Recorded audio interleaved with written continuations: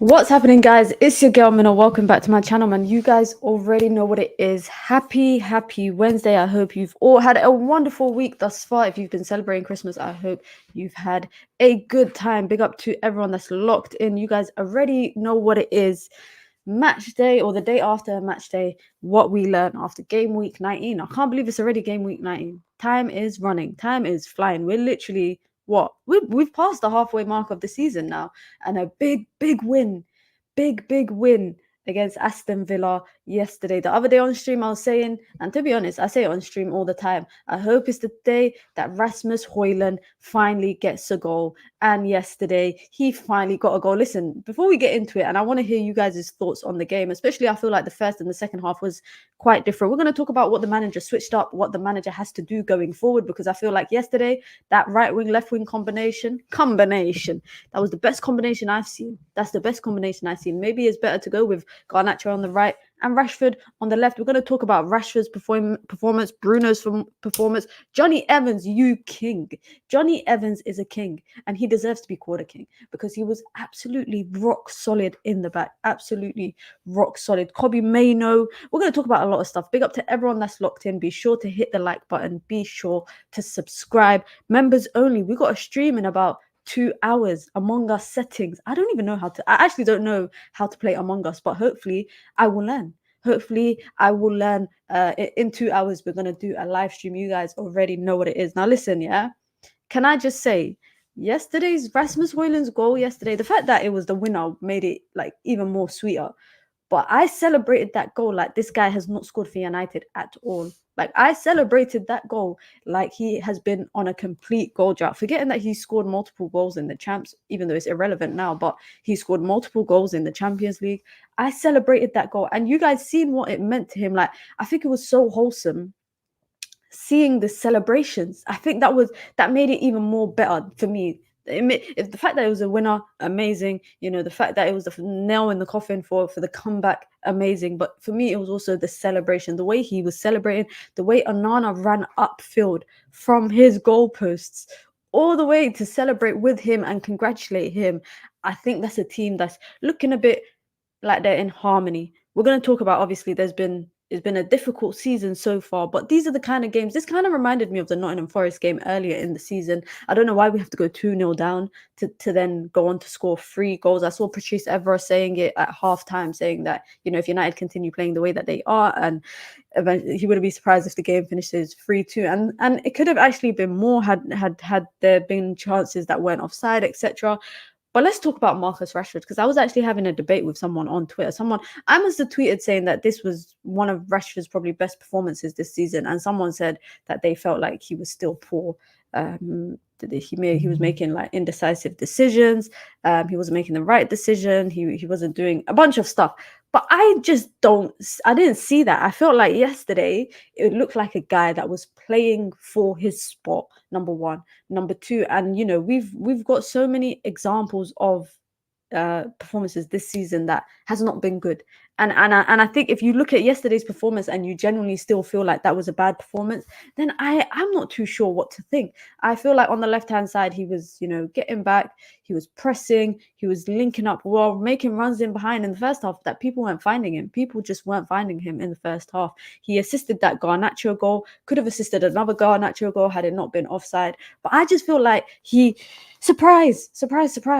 You get the best out of your players when you play them in the right positions. You play Bruno in the 10 by himself. You don't play him with McTominay. You know what? Yesterday, I even said this, that yesterday, Eric Ten Hag, when I saw the lineup and I saw Anthony had been dropped, I saw McTominay had been dropped, I saw Varane back in the lineup, I said, this is a man that's playing for his, he's fighting for his job, because he knows what he has been doing wrong of lately. And the second that, it's funny that the second he had the option of bringing in Eriksen on a starting role rather than off the bench, McTominay was dropped. And I felt like yesterday is just another example of Eric Ten Hag going with the better lineup because he needed them 3 points. There's no more experimenting. There's no more, you know, trying. Oh, I'm gonna keep playing McTominay in the 10. There's no more forcing stuff. And you know what? Some people might say that they actually don't respect Ten Hag for abandoning his philosophy. You know, this whole idea of the 2 10s. I respect Ten Hag more. I respect Ten Hag more for saying, you know what, it's not working. It's not working. So let's just stay with the 2 midfielders and someone in the 10 and the 2 wingers. And I respect that. I feel like Kobe, although Ericsson was playing alongside him, Kobe was doing a lot of like the nitty and the gritty stuff. And you know what was so wholesome for me? Seeing him and Garnacho celebrate together when Garnacho scored his second goal. These are guys that played together in the academy for a couple of years when Garnacho came. Obviously won the FA Youth Cup together as well. Phenomenal players, great players. They're going to be important parts of the Manchester United in the next couple of years. And even Hojlund said it. I think it was post game. He was talking about Garnacho, and I've been getting cooked. People have been cooking me for my for my recent. It's not recent, but a YouTube short that I did a couple weeks ago, saying that Garnacho is the future. He's the future of the Manchester United wing, and he's going to be such a great player. People were not happy with me saying that because he's not been playing good. But this is another example of, and I just feel like, again, traditionally, left-footed players play on the left, right-footed players play on the right. Although if it's, you know, example like Robin used to play on the right, that's a different story. But Garnacho on the right, he can cross it in. Like, it just made more sense. It made more sense. And yesterday we saw it. Yesterday, you know, I feel like it was one of Bruno Fernandes's better games. I felt like it was one of Bruno's better games, especially in the second half. We always talk about, oh, you need maybe he's been watching streams. Maybe he's been watching people's streams, because the other day I was saying you need a captain that's going to grab the game by the scuff of the neck and, you know, drag your team through the mud to get the win. And that's what he did. That's literally what he did. But for me, it's all about that Rasmus Hojlund goal. Honestly, guys, I feel like that was just the icing on. Like, the comeback was great. 3 points, great. We finally scored. Nearly, we're about to go 5 games in a row without a goal. So I was happy that we, you know, scored. You know, we hadn't lost in Boxing Day, I think, since the 70s. So again, that was another. But for me, Rasmus Hojlund goal absolutely was the cherry on the cake. That was the cherry on the cake. And you know what? Them celebrations, I think I've watched back that video like 10, 15 times of his celebration, because he looked like he was about to start crying. Like, I might even be wrong, but maybe he did cry, but he looked like he was about to start bawling, because it really meant that much to him. And you know what? You know, it was how many games? 14 games? 15, nearly 15 games, I think it is, without a goal in the Premier League. So honestly, it was just amazing. It was just that for me was the icing. That's the only way I can sum it up. It reminds me of when Weghorst finally got his goal. It was in the cup, but still, when he finally got a goal, it was absolutely wholesome. But I think this means a lot more, especially because he's young. He's only 20. We forget he's only a year older than Garnacho, 2 years older than Kobe. He's not that old. Of course, we can talk about how Martial bursted onto the scene and how Rashford bursted onto the scene. But this is a guy that's gone from playing in Atalanta to playing in a very high intense and demanding league at the age of 20. He still has a lot to learn, but you know, the fact that the manager didn't give up on him, you know, the players, the way the players, I think, were celebrating it because it was the winner, but I also feel like they were celebrating it because he finally had scored a goal. But let me know you guys' thoughts about yesterday's game. Big up to Austin, newest member in the community. Welcome to the Minion Gang. Appreciate it as always. If you guys want to join the membership gang like Austin, you can. It's the pinned comment in the chat. You get your badges, you get emojis, custom member content. One of them being, we're playing Among Us today at 3 p.m. UK time. I don't know if I'm going to win, but I'm going to try my best. But big up to everyone in the chat. Be sure to hit the like button. Big up to Lil Yo-Yo, says, I agree, Mina. It was one of his better games. I think this is in reference to Marcus Rashford. Atom K says, the players were playing for their futures and not necessarily for Erik Ten Hag. I don't know. I don't know. Maybe you could be right in essence. I guess you could be right, but I wouldn't be that malicious to say that. Like, I know that, you know, we've said that the players are not playing well, you know, they're down tooling, whatever you want to call it. Yesterday, they looked like a team that were playing for the 3 points. They were just playing for the 3 points. I think is, why the hell is my light so bright? I just looked at myself on the camera and just, what the hell? I'm looking like a ghost. What the hell? Let me turn down my light and see if that makes it any better. Now, oh shit, I changed the color now. Oh shit. Okay, cool. Damn, okay, yeah, now I'm back to my normal skin tone. Why did no one tell me that I'd be looking so white? What the hell? Big up to Sidal says we actually played well in the first half as well, just was not as clinical. I agree. I think we played better in the first half. We just weren't clinical. You're absolutely right with that. Big up to Fat Four says I agree with this minute. It gave more width when Garnacho was on the right. On the left, there's too many times of cutting in. Anthony should be moved to the left or move off the club. That's a bit harsh. That's a bit harsh. A lot of you lot saying that you shed tears as well when Rasmus scored. I was happy for him. Shed a tear too. Was delighted to see Onana join the celebrations to show some love to Rasmus. However, Onana needs to improve big time. Let's talk about that. Let's actually talk about that because the first, you know what, the first when they scored the first goal, the first thing I did was I sent a message to the United View group chat and I said my exact words, I think my exact words was, I thought David De Gea's problem was he doesn't come off his line. And then obviously Cam was just camming in it. But I just felt like that first goal, the second goal was just poor defensive structure. I feel like set pieces scare me the most when it comes to United. Set pieces scare me the most. You know, that's when we mostly, I feel like, concede chances or concede goals or whatever. But that first goal for me is like, Onana, do you guys feel like Onana should have come out? Because I feel like he should have. I feel like the ball was, had he taken a step forward and come out for the ball would have essentially landed in his hands. It wasn't like he had to come out too far to claim it. I feel like it was not that far that he had to come out and claim it. And his feet were just, I actually tweeted saying, why is Onana always stuck to his line? Because I was told this was a keeper that, demands in his box. He comes out, claims crosses, all of that stuff. Sweeper keeper. Didn't see that. I didn't see that. And I think people maybe people will look past it because United won. I think people will look past it because United won. But I don't think I genuinely feel like had United lost, we would have been dwelling on that point a lot more. Obviously, yeah, Leon Bailey was, I don't know, he was just there to disrupt the goalkeeper. And it worked. It literally worked. It actually seems like whenever there's a player within a certain radius of the goalkeeper and it's some sort of set piece, so it's a corner or a free kick, he kind of gets thrown off by them. And it's happened actually time and time again. It's actually it's happened time and time again. Literally, this is not the first time I've seen. Maybe this is the first time from a set piece where a player is in an offside position, but there's been times that we've seen exactly this. Like, there's been times United have conceded from a corner and there's a player near him, and it's kind of like, oh, he can't operate. He doesn't know how to operate because there's someone near him. And you know what's actually funny sometimes? I feel like United don't get a lot of calls that goalkeepers would get for other clubs. But let's not dwell on that too much. I blame the entire defensive unit. Poor communication led to the poor goal. I don't know if it was poor communication, because it was this line that they were playing and the ball, no one got onto the end of it. No one got onto the end of it. If we were to go back and look at that clip, guys, of the first goal, had the keeper taken a step forward and just come out and claimed the ball, I don't think we would be having this conversation about, poor communication or whatever. It looked like to me that it was, maybe he was anticipating it for it to bounce in front of him and land in his hands. I don't know. I feel like I'm just making a lot of excuses for him, but I do definitely think that that it was something that should have been collected by the keeper, I personally think. No more mod. Why so? Why are you not a mod anymore? You should be. Why are you not a mod? Has it removed people?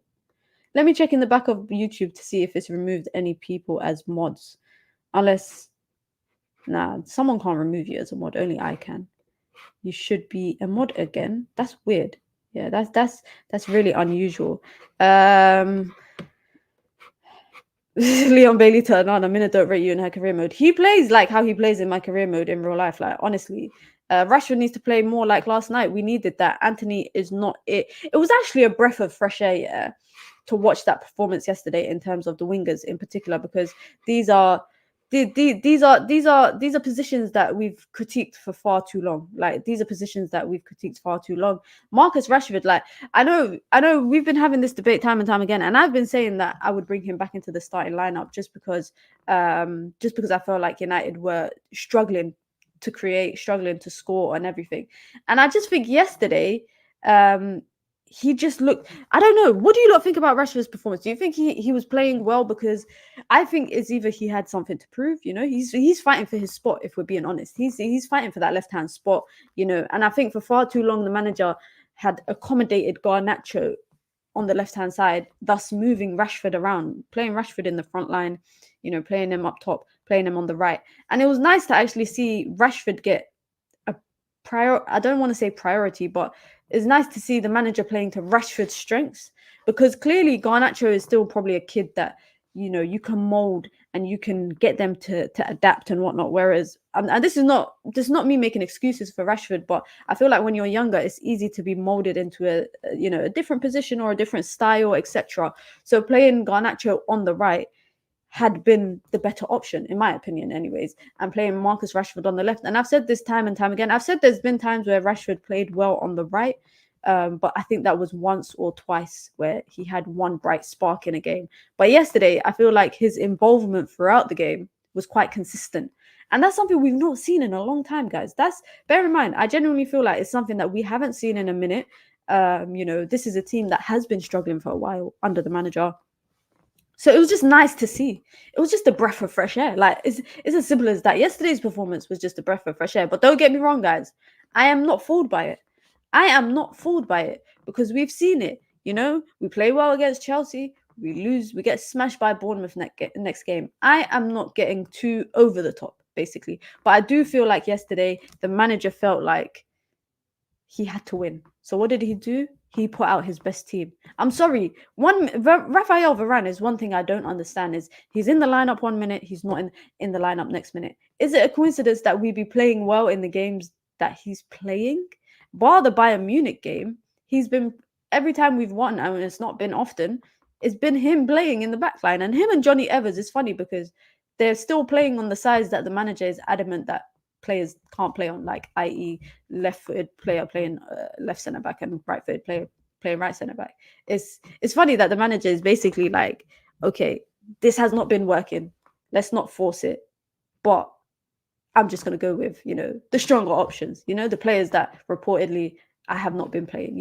I'm going to bench McTominay after I've played him 13 games in a row for a full 90 minutes. I'm going to bench him because why? Christian Eriksen's back and I can play him. I'm not going to force the 2 10s. Let me just leave Bruno there. Surprise, surprise. Bruno has one of his better games of the season when he's not being forced to play alongside someone, or he's not being forced to accommodate to another player that's playing in essentially the same position as him.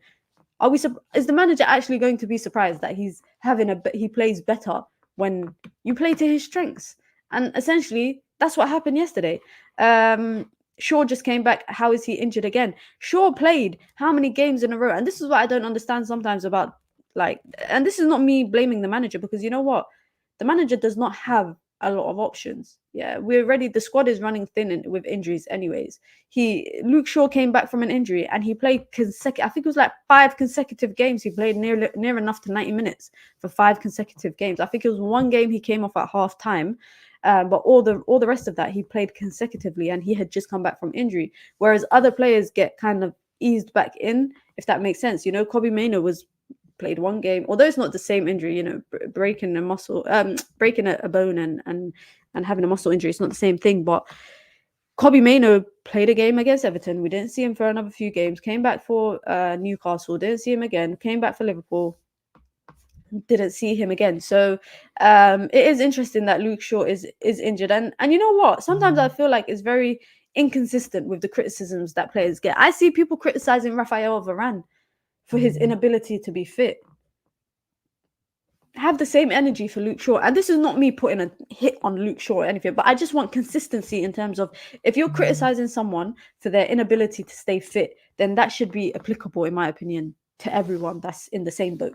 That should be applicable to everyone. People were trying to make excuses as to why Raphael Varane was being left out of lineups. Yeah, oh, he's injury prone. Oh, he's this. Oh, he's that. Okay, cool. Have the same energy for Luke Shaw. We know why Raphael Varane was not playing. We know why Raphael Varane was not playing. Well, I'm not talking about now. I'm talking about, last month, etc. After the City game, etc. We know that there was some hostile environment between him and the manager, but everyone was downplaying it to, oh, you know, manager knows best. Oh, he's injury prone. Oh, the manager can't rely on him. Blah blah blah. Okay, have the same energy for everyone in the team that's injury prone. Have that same energy for everybody, because I just feel like it's a bit, what's the word? I just feel like it's a bit disingenuous. Is that even a word? I don't know. Sometimes I feel like I just make up words, guys. I genuinely feel like I just make up words. Our team has actually progressed lots and are in top 4 level if all players are available, at least key players, and perform normal. Do you guys agree with this? Do you feel like, because I feel like there's some players that I feel like there's some players out there that are not good enough to play in the team. I'm not buying it. No matter how well. Oh, sorry guys, is my phone vibrating? Yeah, I keep getting messages. Let me put my phone on do not disturb and move it away from the microphone. I'm a disgrace. Big up to Steffi in the chat. I just feel like there's some players that are just not good enough. Like, even if they are, I would say that we'd probably be better in terms of being at a top 4 level if they're not there or they're not playing. And I'm not going to sit here and name names because I don't want to, like I said, I don't want to put targets on people's backs. But there's some players, and I'm sure you lot share similar sentiment. It's no surprise yesterday that we played better when there was certain people not in the starting lineup. You know, the front line was more fluid. We were creating more chances. You know, I actually felt like before we even went a goal down, I genuinely felt like we could have actually scored in the first half. I think second half, it kind of ramped up a little bit because, you know, we were behind, and, you know, you get one goal and the momentum's with you, you get a second one, and you're trying to push for that winner. So that was kind of inevitably what was going to happen in the second half. But in the first half, I feel like United could have had something. You know, I feel like United could have had something. I do feel like United, I feel like we're still a bit away from being in a top 4 level because, and this is just solely because, I feel like we ain't got the squad depth. We've seen how easy our team falls from being a team up here, and then we just kind of collapse when certain players get injured. And that's why I feel like, for squad depth purposes, I don't think we've got, you know, because squad depth is one thing, but then having the quality in the squad depth is a different thing. And I feel like that's just not what we had. I think coming into the season, we had a lot of squad depth.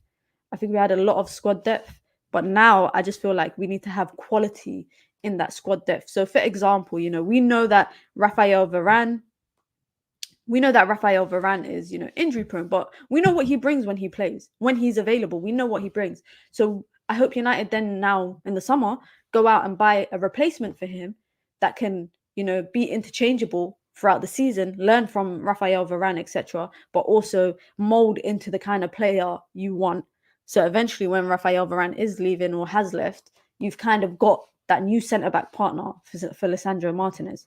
I hope that makes sense.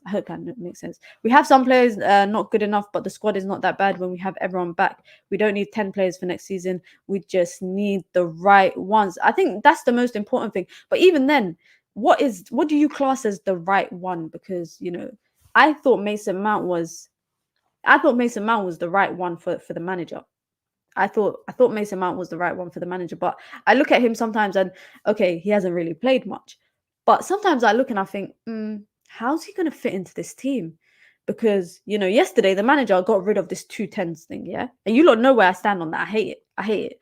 But the manager got rid of that. So if Mason Mount if the manager is not going to keep that and he's going to keep playing with a lone 10, does that mean Mason Mount is no longer part of the starting lineup and then he's a bench player? And in that case, why are we paying 60 million for a bench player? Like, I hope that makes sense. It's like you look at certain players and think, okay, well, Mason Mount was apparently the right one for Ten Hag, but he's barely played, even when he's been available. Another player what is his injury? I need to see what his injury record is looking like, you know, Mason Mount injury record, because I genuinely cannot think of how many games I've seen him this season available. Like, I don't know how many games I've seen. They're saying that, oh, wow, damn, he's missed 15 games of the season, and we've played like 25. I swear we've played like 24 or 25 games of the season, and he's missed that much. And you know what? That's actually more than or this is more than all the games that he's missed last season for Chelsea. Last season for Chelsea, he only missed about 12 games. And the year before that, he only missed about 4 games. And then the year before that, he didn't really miss anything. So the fact that he's already missed 15 games at Manchester United so far, and we are just about halfway, we're not even halfway fully through the season, that is quite scary. If he continues at that rate, that is quite worrisome.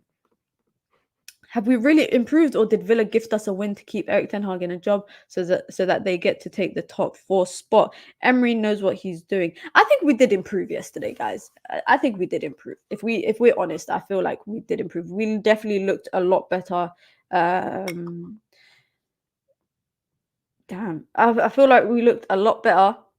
First and foremost, in terms of playing, just in general. I feel like the fact that I felt like we could have scored multiple times in the game, that says a lot, because there's far too many games this season where I felt like we were never going to put the ball in the back of the net.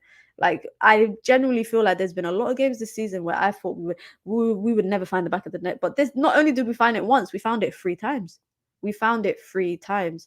So I think that says a lot. Are you Ten Hag out or Ten Hag doubt at the moment? That's a good way to put it. The other day I said something on the whim of emotions. I said the manager needs to go and the players need to go and everyone needs to go and all of that stuff. Yesterday, I'm not gonna comment on this until I see the next couple games, because I genuinely need to see if the manager continues with what's working, or what's worked, or if the manager is gonna be like, yeah, I'm gonna go back to what I'm trying. So, for example, Forest game in a couple of days, is the manager going to go back to playing Scott McTominay, Anthony, etc. When we saw what worked against Aston Villa? I do feel like it would be interesting, because if the manager abandons all of that, then what is your philosophy? Because you've abandoned your style, the style of football you want to play. You've abandoned the philosophy of football that you follow and the idea of how you want the team to win. For me, it's like, I'm just happy we won. Like, I don't think I could have physically handled another loss, guys. I was on the brink of being very sad. Like, very sad. Like, I was on the brink of just saying, you know what? I ain't watching football no more. I ain't watching football. I was literally on the brink of doing that. And you know what? It was just nice to win. It was just nice yesterday, guys. Aside from the point of Ten Hag in, Ten Hag out, oh, Rashford in, Rashford out, oh, Bruno shouldn't be captain. Aside from all of those points, yeah, it was just nice to win. It was honestly just nice to win and get a result for once. Like, it's as simple as that. That's how I felt yesterday. And even this morning when I woke up and I watched most of the game back, I was just like, you know what? It's a win I'll take. I don't care. Actually, you look at it and you think, oh, 2-0 down, we're 2-0 down at Old Trafford. That's not good enough. Okay, you're right. That's not good enough. But how many times have we been 1-0 or 2-0 down at Old Trafford this season? Like, how many times has that happened? The mentality is not there. Oh, but the mentality was there to kind of come back against Aston Villa. So I applaud the team for that, and I applaud the manager for that. I'll be honest, when we went down against West Ham versus when we went down against Aston Villa, I thought the manager just looked defeated against Villa, but then he persisted with this whole standing on the touchline, and he didn't do that against West Ham. This is a manager that's fighting for his job, guys. This is a manager that wants to keep his job. Against West Ham, it looked like he had no alternative or no option. And it felt like, whereas yesterday, it felt like he had faith that they could come back. Like, it looked like he actually believed that we could come back. Whereas away from home, it's like he knew that we couldn't do it. That's how I feel about the whole game yesterday and everything. Let me know what you lot's thoughts were as well. Big up to Adol, says we got the record for the most comebacks from 2-0 down. There you go, comeback kings. They call them comeback kings for a reason. I saw a few instances of Rasmus being offside. Ball was a give to him. I hope he will improve on that and get more goals. Firstly, guys, yeah, have I been under a rock? Because who the hell is Sean Willis, and why do people keep talking about him? Why do people keep talking about him? Am I saying it right? Let me double check. Sean Mills, not Willis. Where the hell did I get it? Sean Millis. People keep talking about him, yeah, and I've been like, am I living under a rock? Because why do I keep seeing this one video of Rasmus Hojlund's lookalike on social media? And then I ended up down a wormhole. Obviously, now I figured it out, and the internet is just a funny place. Can I just say the internet is just a funny place? And now this is a bit off topic. He actually got a number one record from his song that he just kept playing over his videos online. For a miracle, when he was wishing for a miracle goal for Rasmus Hojlund, it eventually worked. It clearly eventually worked. It's actually quite funny. It's just so random. It's actually so random. But big up to everyone in the chat. Be sure to hit the like button as well. If you just come into the chat, the likes and the views are not really, it's not really adding up right now, guys. Yes, McTominay is a substitute for Mount. Who is a substitute for Eriksen or Bruno? Erik Ten Hag played 2 attacking midfielders. He only had McTominay left. That's a good point. That's a good point. Although, Ahmad has come back from injury. We haven't seen him involved yet. Ahmad has come back. I think Ahmad can play in the 10. I feel like when Casemiro comes back as well, that will be another option. Do you think we will sign Amrabat permanently? I think he would be a good squad option. I'm not really, what's the word? I'm not really settled on Amrabat yet. I haven't really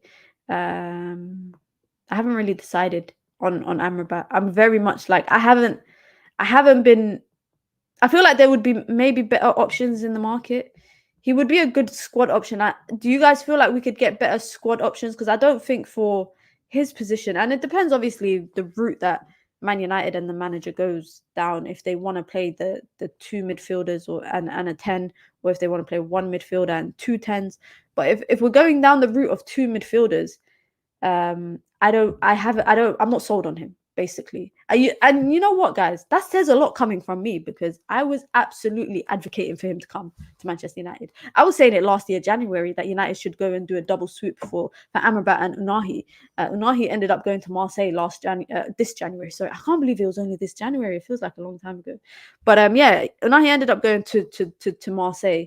And I look at Amrabat and I think, it's just not given, it's just not given. That's the only way that I can explain it. And if we look at the type of partner that could play alongside Kobe Mainoo, I think, for that position, we need to find a star, because I don't think Casemiro is going to stay. I think personally Casemiro might leave in the summer.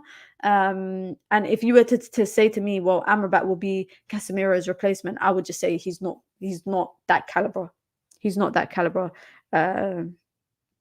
And I feel like, I don't know, it's interesting because, alongside Kobe, I think we expected, this destroyer and all of this stuff, but I don't see him as this, like BM that sits deep. I don't see him as that. I don't see him as that. And maybe we haven't seen him playing up to scratch, like to the top of his level. And maybe there's still a bit more to come. Obviously, I feel like with people coming back slowly from injury, I feel like in particular Sufyan Amrabat's opportunity to play will get less and less. I feel like his opportunity, Eriksen is now back, so Eriksen will be playing, I think, more often. No surprise, we play better in possession when Eriksen's there. Like no surprise that we play better in possession when Eriksen's there and McTominay is not. It's not a surprise. It's actually not rocket science. It's actually not rocket science. So now that Eriksen is back, that's a new midfield option that Ten Hag has. Casemiro will come back in January, I think. Mason Mount, I don't know when the hell Mason Mount's going to come back, but the more players that come back from injury in terms of that midfield position, I think the further he falls in the pecking order. So what he needs to do is every opportunity he gets, he needs to grab it by the scruff of the neck. No preseason, no run of games. This is what I said at the beginning of the season when he was not playing that great, or people were not settled on him and people were not happy with the way that he was playing. I did say that he hadn't had a preseason, hadn't had a run of games or anything. But I think that his injury record, the fact that he came in injured, is now catching up with him. And again, it's more so like, why is United signing players who are injured? Like Sufyan Amrabat came in injured. Rasmus Hojlund came in injured. Quite a few players came in already injured, and it came up in their medical. So for me, it's more like, why are they signing a player when when he's injured, because the last thing you would want is to have an injury-ridden team, which unfortunately that's what we've had, sadly. Big up to Show in the chat, says big up Mina. Romano said when he's 100%, he's a monster in midfield, and he's watched Italian football. I feel like he's done his job as DM when he's played. Austin says Gore has the keys. Watch out for his passing range and speed. Just for the sake of Austin, I really hope Dan Gore gets a run of games in the first team. Honestly, I really do hope. Fred was a better squad option instead of Amrabat. You lot already know that I'm sad. You lot already know I'm sad about Fred leaving. We need a deeper squad. I would have him. Depends. Would you have him because I feel like he could start for other clubs elsewhere.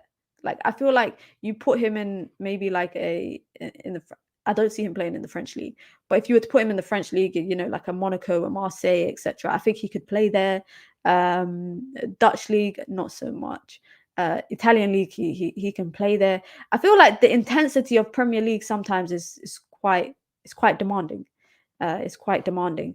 Larry says he isn't good enough, Mina. He had a good number of games at the World Cup. If he was that good, why is nobody else in for him? Well, that's not true, because Barcelona were in for him in January last year, guys. Barcelona wanted him on loan last year, January, and Fiorentina only wanted to sell him in January. They didn't want a loan, so obviously they wanted to cash in on the World Cup that he had. And as a result, they didn't get him. Liverpool wanted him. Liverpool were linked to him. It wasn't just United that was linked to him. It was not just United. And I've actually said it before on my stream, like back in the summer before we signed him. I said that there was other clubs in for him. We only have 2 games in Jan. We got Ahmad, Licha, Casemiro, Mount all coming back in Jan. Title charges on. Adult is on crack. He said title charge is on. 5 young players on the pitch. What's not to like? Word to Liaz. What's not to like? Nah, that was also great to not just to see 5 young players on the pitch, but also to see the number of academy graduates that were part of the team yesterday. Like, we always talk about how United hasn't produced, as many academy products that we would have liked to, and we got to see, who was it? We saw Garnacho, academy graduate. We saw Kobbie Mainoo, academy graduate. We saw Scott McTominay, academy graduate. Marcus Rashford, academy graduate. Did Johnny Evans graduate from the academy? I think he did. I might be wrong though. Let's see. He's an academy graduate, yeah. So Johnny Evans, an academy graduate. Who else was there? Kambawala that came on, another academy graduate. That's a lot of academy graduates part of that team. That is a lot of academy graduates. What's not to like? Absolutely facts. What is not to like? You also said in the summer you'd have his kit, but womp. You lot are still getting on to me about Amrabat. I'm just being honest. Dan Gore as well. Sorry, Austin. I forgot Dan. Did I just call him Dan Gore? I didn't mean to say that. Not that he's boring. Actually, it was just a slip. Sorry, Dan Gore. Mina is so stubborn when it comes to Amrabat. You gotta love it. Listen, I said it, guys. I've said it. I have not been blown away by him this season so far. There's been games where he's been good, but I think we need to see a bit of consistency. But the only way we're going to see that consistency is if he consistently plays. Like yesterday, he's out with illness or whatever it is. And you know what, guys? I don't want to make excuses in it, but it's that time of the year when everybody gets sick. Like, how many people do you guys know that had the flu or had some sort of bug or had some sort of cold? It's that time of the year in the UK, especially, where everybody is sick. Everybody's got a cold. Everybody's got a flu. Everyone's got a temperature. Everyone's got some sort of illness. It is that time of the year. So you know what? I'm not too mad if he what's his name was out. Varane was out with illness the other day. Shit happens. Amrabat's out with illness. Shit happens. Real men don't get sick. This is so toxic. This is so toxic to think. Guys, let me know if you did celebrate Christmas, guys. Let me know what you guys got up to. What did I was playing Call of Duty. Oh, no, it was we went to celebrate my nephew's birthday. We had a family gathering because everybody's off work and everyone's free. And then I played Call of Duty. That's what I did. Let me know what you guys did if you were celebrating Christmas. Our biggest vulnerability is goalkeeper. If Onana doesn't improve his game massively and quick, Erik ten Hag needs to drop him. What do you guys think about that? Let me know what you think about this comment here below. I feel like, do you think I want to say it like this. Do you feel a bit more reassured that maybe when we have a solid backline, when Leacher comes back, because everybody's saying when Leacher comes back, we're basically going on a, on a clean sheet record. The way that everyone's emphasizing Leacher's return is making it sound like we're about to be in for a treat. But if United have that consistent backline, do you think that the goalkeeper plays better? Let me know. Let me know if that makes sense, because I feel like the mistakes that Anana makes has nothing to do with backline. Sometimes I feel like it does not have anything to do with backline. I feel like it's just his own errors. And you know what? Van der Sar was there yesterday. Robin van Persie was there yesterday. I really hope that Van der Sar just rubbed Anana's head like this and then rubbed his hands like this and just passed on some sort of, goalkeeping abilities that Van der Sar was so good at. I hope he did that, because not gonna lie, Anana scares me a little bit sometimes, because, and the reason why he scares me, sorry, is not that when I feel so comfortable when he's in possession. I'll be honest. I feel comfortable when he's in possession, but set pieces, I'm not confident. Even when people take a shot at him, I'm not confident. And the reason why I'm not confident is also because when there is a shot at him and he has to make a save, 99.9% of the time he parries it. And for me, it feels like he doesn't even have the ability to get a strong hand to it sometimes. Sometimes he gets a strong hand to it. He can put it over the top, put it behind the goal, or he gets it away. But sometimes it's a very soft hand that he gets to it.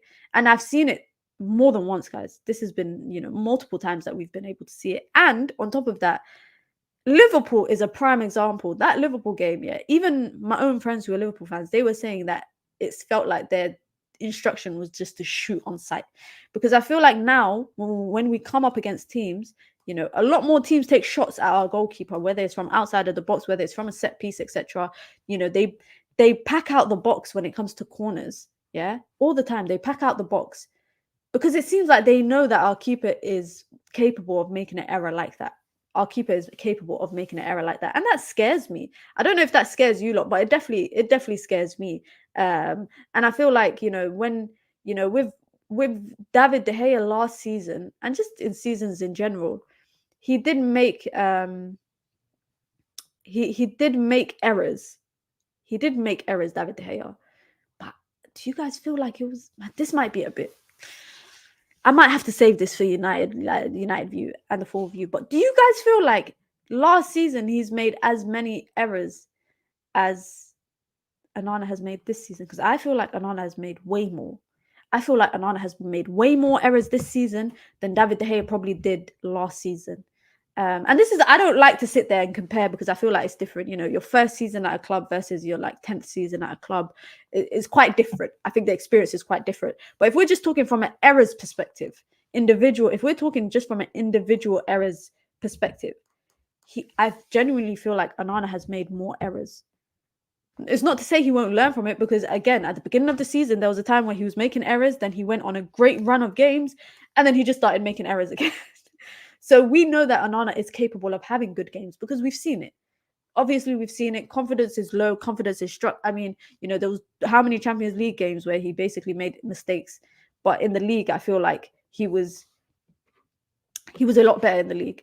How old is Anana? Isn't he supposed to be at his prime? If yes, this is not good enough. I'm pretty sure Anana's like 27 or 28. I think he's 27. Crazy, he's 27. Damn. Why? It's weird, guys. Sorry, this is so off topic here, but it's weird when I see footballers who are like around my age, because I look at them, I'm like, you don't look like you're my age. You look like you're a lot older. That's not me saying he looks old, but like I didn't think he was 27. And someone made the point. Someone actually made the point somewhere about the fact that David De Gea joined at a younger age.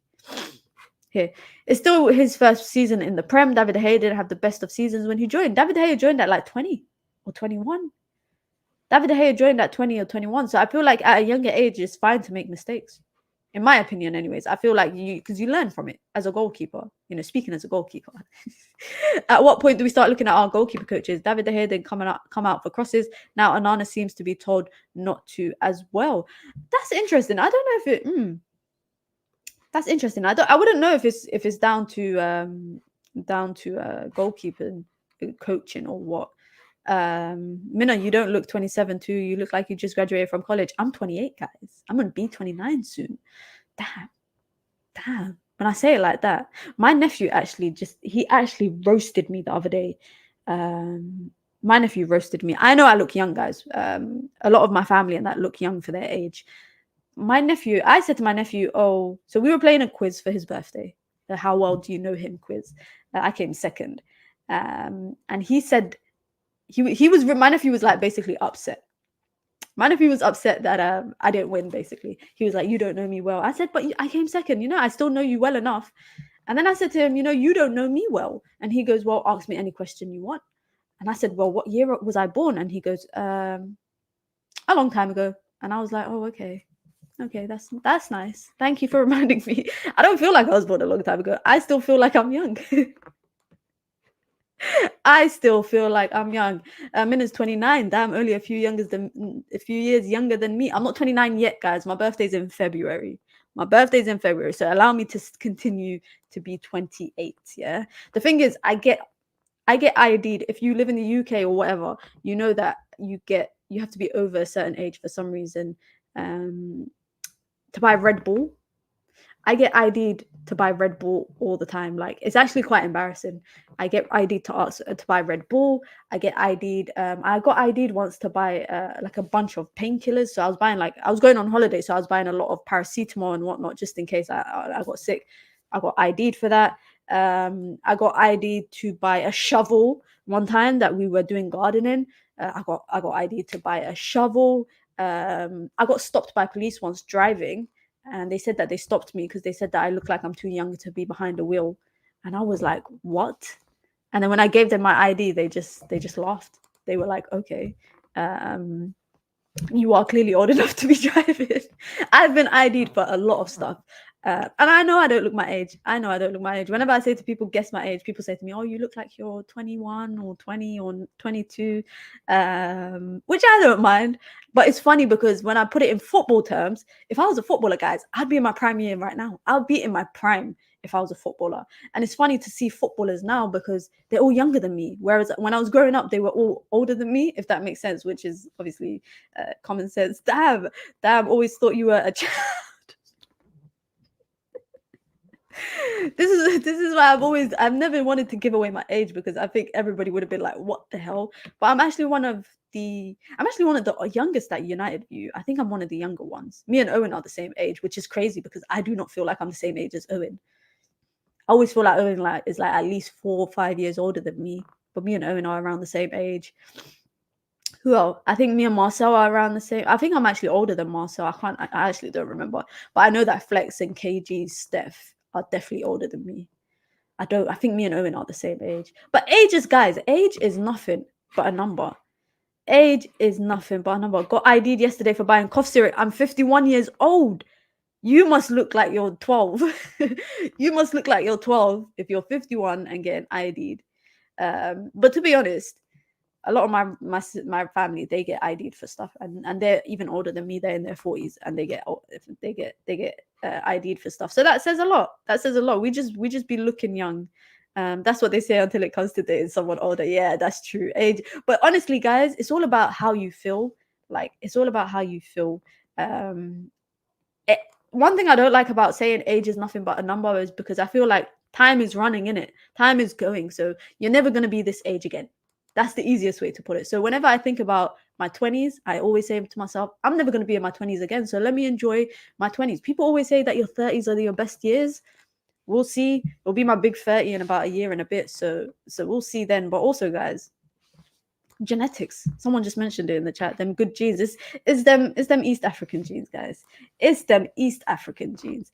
Mina, I want a game on EAFC. You know what's funny, guys? I was actually going to do a poll today so that you guys could pick. What the hell have I just done? Oh my god, I just kicked. Okay, I'm going to do a poll because I wanted to do a poll in the chat. Let's start a poll. Oh wait, I can't do a poll. Oh, all right. You lot might have to just put it in the chat, because basically I wanted you lot to pick my next video for my next live stream tomorrow, which I was going to pick between either playing people online on EAFC on stream, or I was going to do a Q&A. So let me know which one you would rather see. Would you rather see a Q&A, or would you rather see me playing people on EAFC? However, I'm sorry to be a party pooper, but to play people on stream, you have to be a member, because that's one of the membership perks. I can't be giving away membership perks to everyone when there's members out there. Big up.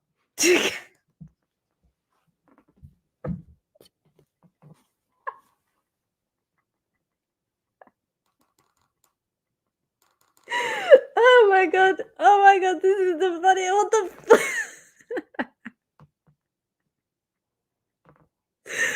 Oh my god. Oh my god. I'm actually crying of laughter. Oh shit. I can't read that. Oh my days. Oh my god, that is the funniest name I've ever seen in my life. Kevin Gary's con. Oh my god, that is the most creative name I've ever seen in my... Okay. Kevin Gary's condom hat enjoyer. No super chat, just the contribution. I appreciate it. Thank you very much. That is the most creative name I've ever seen. And you know what? You lot, I've always seen creative names on super chats and that, but that one and Owen's Style Advisor, that's another creative name as well. You lot always make me laugh. Big up to Ruwa Wuri. Sorry if I butchered your name. Says thank you for all you do, Amina. Appreciate the super chat. I appreciate the contribution. But guys, please help me decide. People are saying Q&A in the chat. I'm trying to decide what I should do for tomorrow's stream, because I was setting up all my streams for the next coming days, and I was like, Thursday is not really a lot of football stuff to talk about, unless, you know, some miraculous news comes out that Jadon Sancho is being sold, or Jadon Sancho has apologized to the manager. If you want me, let me know. If EAFC versus subscribers or Q&A, although I don't think there's a lot of questions to ask me in a Q&A, because I just share things willingly.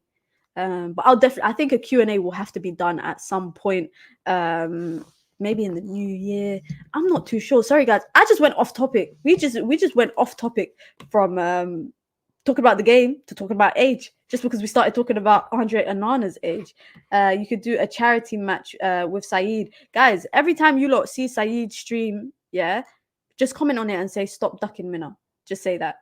Just say that, because we were actually meant to play on Christmas Day and he just never got back to me. He said he wasn't feeling well, etc. But I will try and definitely arrange something with him in the coming days so we can do that as well. Maybe on Monday. New Year's Day is a chilled day, bank holiday.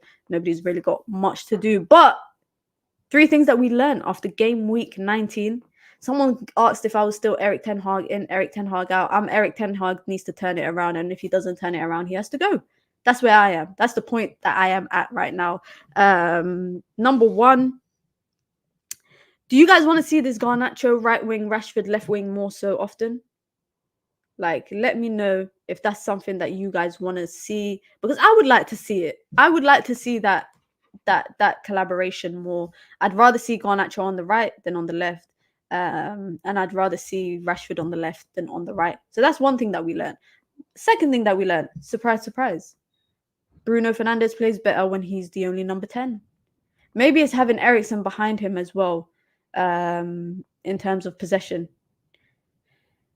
Maybe it's because Eriksen is there in possession with him, so it kind of helps to have him there. But that's another also positive. I would also say a positive to take away from the game. Eriksen being back, playing 90 minutes, coming back from injury and playing 90 minutes. That says a lot.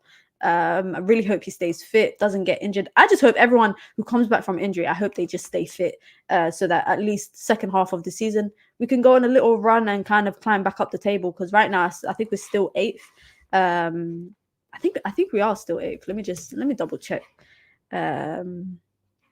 We are 6th. What? How the hell we jumped to 6th? Oh, because some people are still yet to play. Okay, all right, that makes a bit of sense. Who's yet to play? Today, Chelsea versus Palace, Everton versus City, Brentford versus Wolves, Brighton versus Tottenham, Arsenal versus West Ham. So it's not really many. It's just Brighton that is still near us. Tottenham is near us. City obviously is near us. West Ham is near us as well. So hopefully Arsenal versus West Ham. Excuse me. Do I have to say that I hope Arsenal win? But then I don't want them to win. But I hope they draw. If they draw, then at least no, because then if they draw, then West Ham go above us. We're only 3 points off City. Yes. No, that's actually shameless. I actually shouldn't say that because City are going to play today. And you know what? I actually hope Everton get a result against them. I actually hope Everton get a result against City. Because that would be a nice way to especially with Everton. Where are they now? I think Everton are 17th. It's crazy that they're 17th. And I feel like they're having a great season so far. If they did not get their 10-point deduction, they would have been 10th. They would have been 10th had they not gotten their 10-point deduction. So I'm hoping that Everton get a result, praying for 0 goal difference soon. If we play the way that we played yesterday, where we concede 2 but we scored 3, then in about maybe 5 games or 4 games, we'll get the goal difference down to 0. That's how long it's going to take us. That's how long it's going to take us. Let me know you lot's thoughts in terms of Nottingham Forest on Saturday. I think we're playing Nottingham Forest on Saturday. Yes, we are. Let me know your thoughts about that game. Because one thing I don't feel confident in is that United go win a game and then win another game. I just feel like the way that we have been this season is like we win one game, we lose or we draw, then we lose again, and then we win, and then we lose or draw again, and then we win, and then we lose or draw again. And it's been like that. It's literally been like that. But let me know your thoughts in terms of Alanga. I can't believe he stopped Almiron scoring our own goal. That's so funny. That clip made me laugh when I saw it, when I was watching the highlights. I do think that he's got a chip on his shoulder, so he could try and play good. Also, we're playing away from home. We ain't good away from home. So hopefully this is the game that we turn it around. Even I hope it's the day that we turn it around. I'm gonna do a quick poll, guys, just before I wrap this stream up. No, oh my god, I can even do Q&A here where you guys can see. That makes it Q&A. Just vote yes or no, guys. Tonight or tomorrow.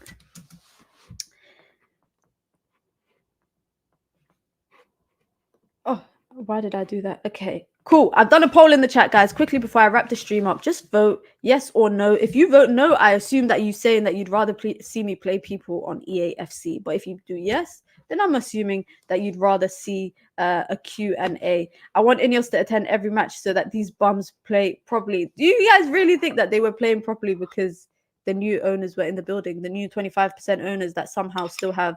I saw a lot of the breakdown of the actual documentation that's been submitted to the stock exchange in terms of the new owners, and the Glazers can't even make moves right now without consulting Ineos, even though Ineos haven't officially come in, because there's still that period that the Premier League have to approve it, but they still can't even do that. They still cannot even do that. They have to consult Ineos on everything, whether it's transfers in the January window, whether it's selling a player, giving a new contract, getting rid of a manager, getting rid of a director, or, Murto or anyone. They have to consult Ineos. I think also it said that they have a certain period where they get dibs once, the Glazers want to sell up. Maybe I'll do an in-depth video on that, just kind of breaking it down. Be sure to hit the like button. Okay, it looks like Q&A is winning. It looks like, yeah, okay, cool. Okay, it looks like the Q&A is winning. So the Q&A, when should I do it, guys? Should I do it tonight? Like, say maybe 9 p.m. UK time, 10 p.m. UK time, or should I do it tomorrow? I don't really mind. Yeah, I don't really mind doing it today or tomorrow. Let me know, guys. Just someone in the chat. The first person I see, just say today or tomorrow, and I'll set that up. And there you go. Someone said tomorrow. Someone said tomorrow in the chat. So tomorrow it is. We will do it tomorrow. A Q&A. It'll be a good one. Get your questions ready, guys. Get your questions ready. We're gonna damn. A lot of you lot actually voted yes. Get it ready. We're gonna do it tomorrow. If you are a member, we are doing an Among Us stream. We are doing an Among Us stream in 1 hour. In 1 hour, you can join the membership club. It's the pinned comment in the chat. You get your badges, you get your emojis, you get a lot of custom member content, and you get to join in this little session that we're having of Among Us, which I hope someone teaches me how to play it properly.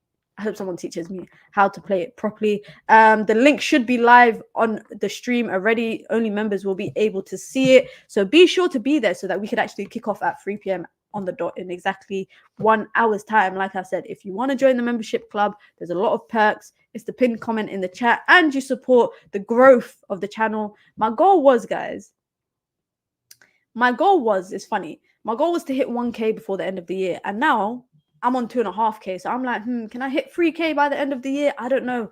We'll see. Be sure to hit the like button, guys. Be sure to subscribe. I'll be back tomorrow for a Q&A with everyone, of course, and the members only live stream in about an hour. You don't know what it is. If I'm live on Twitch this evening, I will put it out on the community tab. Be sure to follow me on there. Until next time, guys, it's your girl, Mina. Peace.